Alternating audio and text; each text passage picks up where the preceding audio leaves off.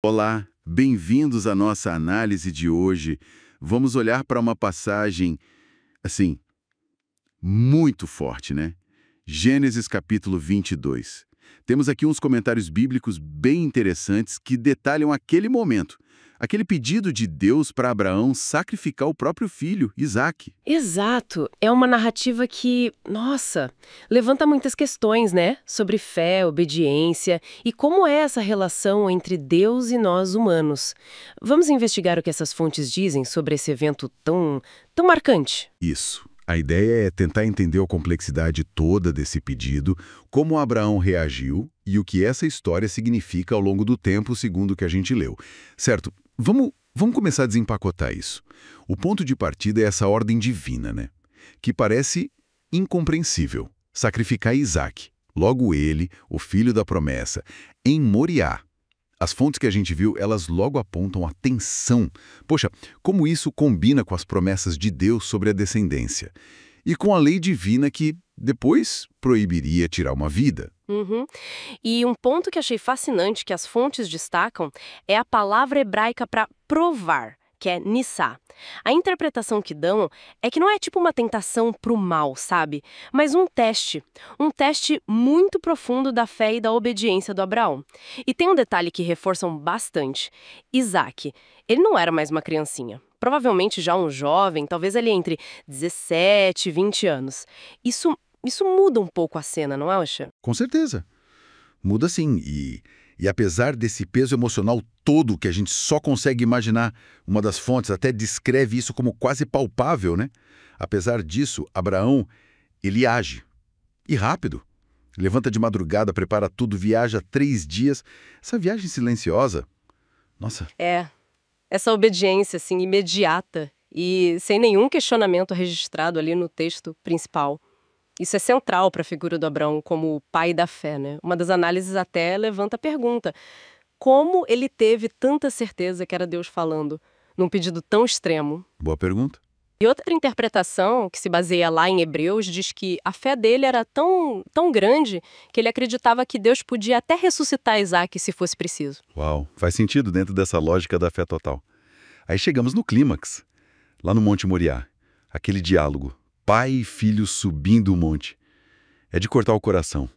Isaac nota, né?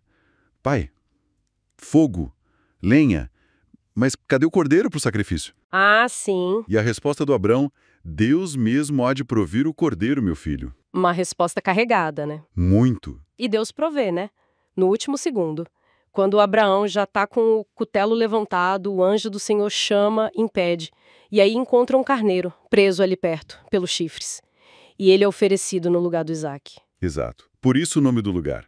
Yahweh Diré, o Senhor proverá. Esse nome ficou marcado. Com certeza. E tem uma leitura, num dos comentários que achei bem tocante, sugere que talvez Deus estivesse mostrando para o Abraão um pouco do que ele sentiria ao entregar o próprio filho Jesus séculos depois. Nossa, Moriá como um espelho do Calvário. Forte isso. Moriá, ele é visto quase universalmente no pensamento cristão como uma prefiguração, um tipo do sacrifício de Jesus. Jesus seria o Cordeiro de Deus final, né, que tira o pecado do mundo, morrendo no nosso lugar, assim como o carneiro substituiu Isaac. E a obediência do Abraão, por sua vez, leva Deus a reafirmar as promessas da aliança, né?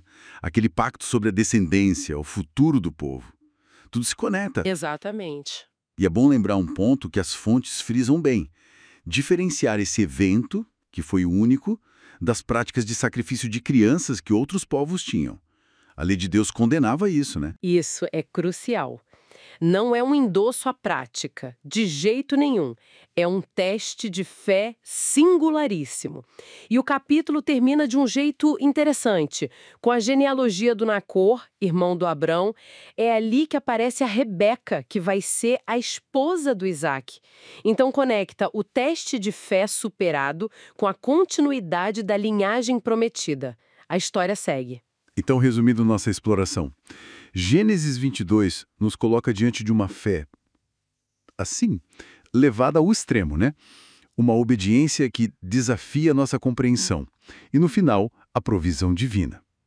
É uma história densa, cheia de temas: sacrifício, substituição, a fidelidade de Deus às suas promessas. Sem dúvida. E deixa a gente pensando, né? O que essa narrativa tão antiga, com tantas camadas de interpretação sobre teste, confiança, prefiguração, o que ela pode nos dizer hoje? Como a gente lida com aquilo que parece insondável, contraditório, nos planos que a gente acha que percebe para a nossa vida? Fica aí a reflexão.